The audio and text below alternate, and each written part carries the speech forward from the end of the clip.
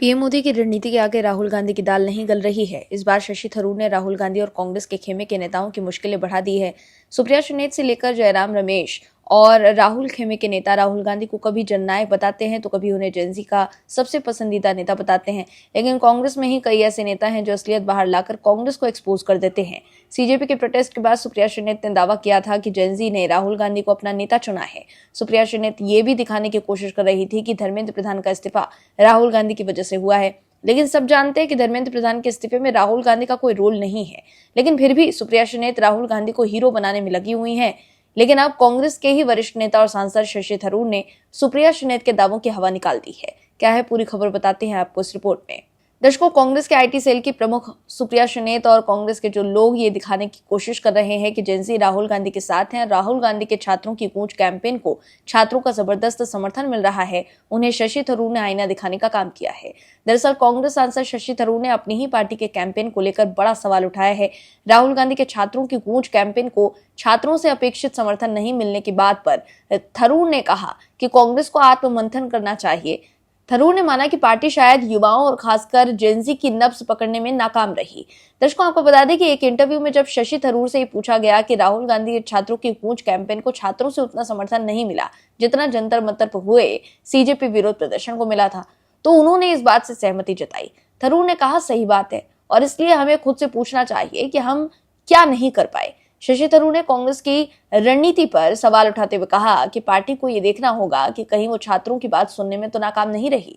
थरूर ने कहा, राजनीति में लोगों की नब्ज टटोलने की पुरानी कहावत है और कांग्रेस को ये समझना होगा कि वो इस मामले में कहां पीछे रह गई।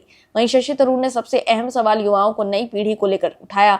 थरूर ने पूछा, क्या हम जेनजी की नब्ज नहीं पकड़ पाए? ऐसे में थरूर के इस बयान को कांग्रेस की युवा रणनीति और छात्रों के बीच पार्टी की पहुंच को लेकर अहम आत्ममंथन के तौर पर देखा जा रहा है।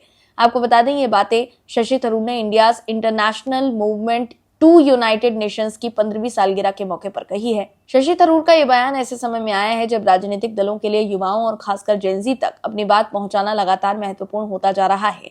ऐसे में राहुल गांधी के कैंपेन को लेकर कांग्रेस के भीतर से ही शशि थरूर का यह आत्ममंथन वाला बयान सियासी चर्चा का विषय बन गया है।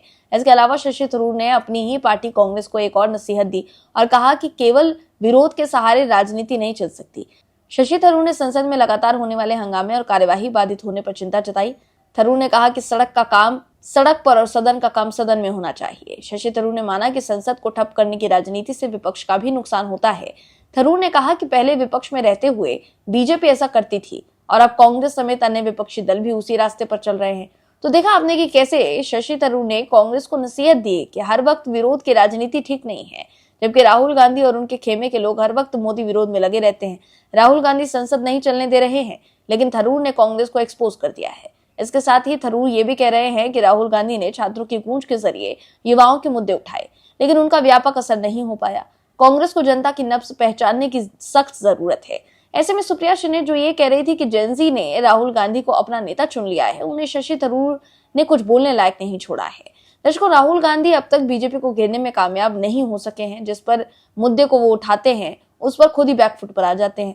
अब राहुल गांधी ने एक वीडियो शेयर किया है जिसमें एक कार को दिखाते हुए ये कहा कि E20 पेट्रोल से गाड़ियां खराब हो रही हैं। उन्होंने यहाँ तक कहा कि वो E20 पेट्रोल के मुद्दे को बहुत बड़े स्तर पर उठाने वाले हैं। लेकिन E20 पेट्रोल पर राहुल गांधी की तरफ से जारी किए गए वीडियो में लगाए गए आरोप अब केंद्र में सत्तारूढ़ बीजेपी ने राहुल गांधी को ही घेर लिया है।